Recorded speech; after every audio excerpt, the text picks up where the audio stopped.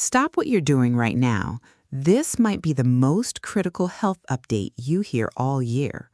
Most people think Ebola is something that happens somewhere else and then forget about it.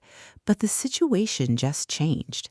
As of May 2026, the World Health Organization has officially declared a new global health emergency. A rare strain of Ebola is spreading across the Democratic Republic of the Congo and into Uganda. This isn't about fear. It's about science. Imagine a virus that looks like a writhing, twisted snake under a microscope. It doesn't just make you sick, it hijacks your very own immune system and turns it against you. In some outbreaks, the mortality rate hits a staggering 90%. But there is a way to survive. Today, we're breaking down how this virus works, how it spreads, and the incredible story of a 67-year-old man who beat the odds. Ebola isn't new, but it is becoming more frequent. It was first identified in 1976 in two simultaneous outbreaks in Zaire and Sudan. The name comes from the Ebola River in the DRC. Since then, we've identified 6 species of the virus, but only 4 are known to make humans seriously ill.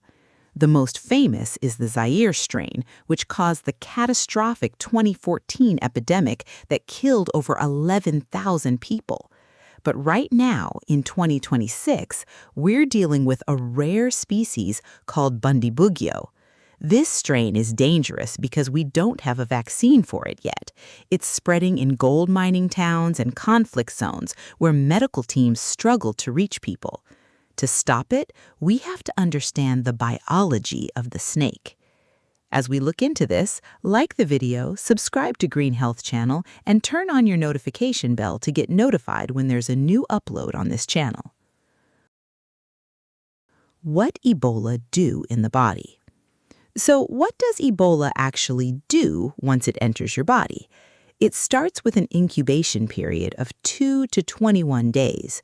During this time, you aren't contagious, but once symptoms hit, they hit hard. Doctors categorize them into dry and wet stages. Early dry symptoms look like a severe flu, fever, fatigue, and muscle aches. Then comes the wet stage, vomiting, diarrhea, and in some cases, internal and external bleeding. Biologically, Ebola is a master of disguise. It targets your dendritic cells first, the brains of your immune system. Think of these cells as security guards at a gate. Ebola doesn't just break the gate, it hijacks the guards' vehicles and uses them to travel deep into your body. It stops your immune system from signaling for help. As the virus replicates by the billions, it attacks your blood vessels. The lining of your vessels becomes damaged and starts to leak plasma. Your blood pressure drops and your organs begin to fail. In a final, desperate act, your body might launch a cytokine storm, a kamikaze-style immune response that ends up causing more damage to your own tissues than the virus itself. How does it spread? This is where most people get it wrong. Ebola is not airborne. You cannot catch it just by breathing the same air as an infected person. It spreads through direct contact with body fluids, blood, saliva, vomit, or sweat. This is why healthcare workers and family members are at the highest risk.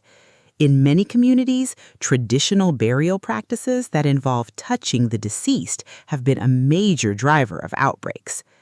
Here's the insight most people miss. Survival isn't just about the virus, it's about your baseline health. Recent data shows that adults over 60 have a 40% higher mortality rate from Ebola. As we age, our immune systems go through immunosenescence. They become slower and less precise. But age isn't a death sentence. Take the case of Gerald, a 67-year-old from Uganda. In 2022, he was infected with the Sudan strain. Against nearly impossible odds, he survived. Why? Doctors noted he had no underlying conditions like diabetes or hypertension, which weaken blood vessels. More importantly, his nutritional status was excellent, specifically his levels of zinc and vitamin D. Zinc acts like a factory floor manager for your immune cells, and vitamin D is essential for activating your body's innate defense. While these aren't cures, they give your body the resilience it needs to stay in the fight while medical teams provide supportive care. Why it matters? Why should you care about an outbreak thousands of miles away? Because in a globally connected world, geographic distance is not immunity. We saw this in 2014 when a single traveler brought Ebola to Dallas, Texas. The 2026 emergency is particularly worrying because it is happening in a conflict zone in the DRC. Violence and political instability make it incredibly difficult for health workers to track contacts and provide treatment. When people are displaced by war, the virus moves with them. The WHO declaration is a global distress signal. It activates funding and research to stop the virus at its source before it can travel further. Ebola is one of the deadliest pathogens on Earth, but knowledge is power. We now have treatments like monoclonal antibodies for the Zaire strain, and we are racing to develop them for this new Bundibugyo outbreak. The lesson from survivors like Gerald is that your health is a story you write every day.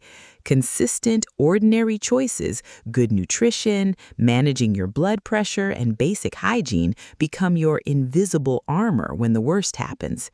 Stay informed, stay calm, and follow the science. If you found this helpful, hit the like button and subscribe to Green Health Channel if you are yet to. Let's keep following the truth about our health. Take care of yourself. You deserve it.